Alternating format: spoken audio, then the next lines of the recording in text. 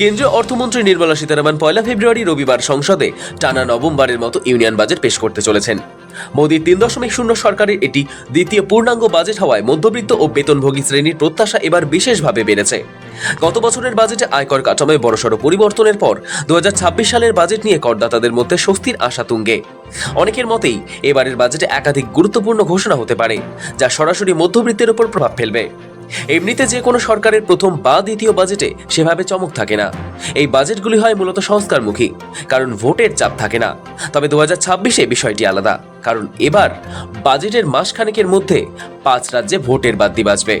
ফলে এবার সংস্কারের পাশাপাশি নির্মলা সীতারামনের বাজেট জনমোহিনী হলে অবাক হওয়ার কিছু থাকবে না। তবে সমস্যাটা হলো পরিকাঠামো খাতে ব্যয় থেকে কর্মসংস্থান, আর্থিক বৃদ্ধির হার বজায় রাখা, আবার রাজকোষে ভারসাম্য রক্ষা নির্মলার কাছে চ্যালেঞ্জ অনেক। সেই সব চ্যালেঞ্জ আদৌ তিনি পূরণ করতে পারবেন কি? 2026 সালের বাজেটে বিভিন্ন খাতে বরাদ্দের মাধ্যমে ভারতের উন্নয়নকে ঐতিহাসিক স্থানে উন্নীত করায় জোর দেওয়া হবে। এই বছর যে গুরুত্বপূর্ণ ক্ষেত্রগুলির দিকে নজর দেওয়া হবে তার মধ্যে রয়েছে রেলওয়ে, অবকাঠামো, নগর উন্নয়ন, উৎপাদন, অটোমোবাইল, প্রতিরক্ষা, ইলেকট্রনিক্স, এমএসএমই, পুনর্নবীকরণযোগ্য শক্তি এবং এআই। পণ্য পরিবহন সহ বিভিন্ন শিল্পের মতে উৎপাদন বাড়াতে ও কর্মসংস্থান তৈরির জন্য আর্থিক বৃদ্ধির গতি ধরে রাখায় উল্লেখযোগ্য ভূমিকা নেয় পরিকাঠামো। বৃদ্ধির হার ধরে রাখতে গেলে মোদী সরকারকে পরিকাঠামো ক্ষেত্রে প্রায় দ্বিগুণ বরাদ্দ করতে হবে। মার্কিন শুল্ক চাপের মধ্যে রপ্তানি ক্ষেত্রকে সুরাহা ও ভারতে কর্মসংস্থান বৃদ্ধিতে নজর দিতে হবে অর্থমন্ত্রীকে। স্বাস্থ্যসেবা, পর্যটন, কৃষি এবং সরবরাহের মতো অন্যান্য ক্ষেত্রগুলিতেও সরকারকে বরাদ্দ বাড়াতে হবে। এবারের বাজেটে বাড়তি নজর দেওয়া হতে পারে রিয়েল এস্টেট শিল্পকে। আমজনতাকে বিনিয়োগ থেকে যাতে ভালো রিটার্ন দেওয়া যায় সেজন্য সুদের হারে বড় বদল আশা করছে। অবশ্যই ইপিএফও পেনশনার্সদের প্রত্যাশা, এবার অন্তত পেনশন নিয়ে বড় ঘোষণা শোনাবেন অর্থমন্ত্রী। এবছরই বাংলা, কেরল, তামিলনাড়ু, পন্ডিচেরি, আসামে ভোটমুখী এই 5 রাজ্যে বড় পরিকাঠামো বিনিয়োগ করতে পারে মোদী সরকার, বিশেষ করে কেরল এবং বাংলায়। কারণ এই 2 রাজ্যকেই আগামী দিনে পাখির চোখ করেছে মোদী সরকার, যদিও সবটাই জল্পনা স্তরে। বিহারকে ঢেলে দেওয়া হয়েছিল গত বাজেটে। বিজেপির কাছে এই সময়টা বেশ তাৎপর্যপূর্ণ। একথা ঠিক যে পশ্চিমবঙ্গ বিজেপির কাছে সবচেয়ে বড় চ্যালেঞ্জগুলির মধ্যে অন্যতম। মমতা বন্দ্যোপাধ্যায় সরকারকে সরাতে হিমশিম খেতে হচ্ছে এবং ভারতের ইতিহাসের অতীত বলছে আর্থিক নীতির সঙ্গে ওতপ্রোতভাবে জড়িয়ে রাজনীতি। ভোটমুখী রাজ্যের বাজেটে তার প্রতিফলন বারবার দেখা গিয়েছে। সাম্প্রতিক বছরগুলিতে দেখা যাচ্ছে একাধিক রাজ্যে ভোট ন্যারেটিভে অন্যতম জায়গা পেয়েছে কেন্দ্রীয় বাজেট। তার সবচেয়ে বড় ও সাম্প্রদায়িকতম উদাহরণ হলো বিহার। গত বছর বিহারে বিধানসভা নির্বাচন ছিল। তার আগে বিহারকে একেবারে ঢেলে দিয়েছিল কেন্দ্র।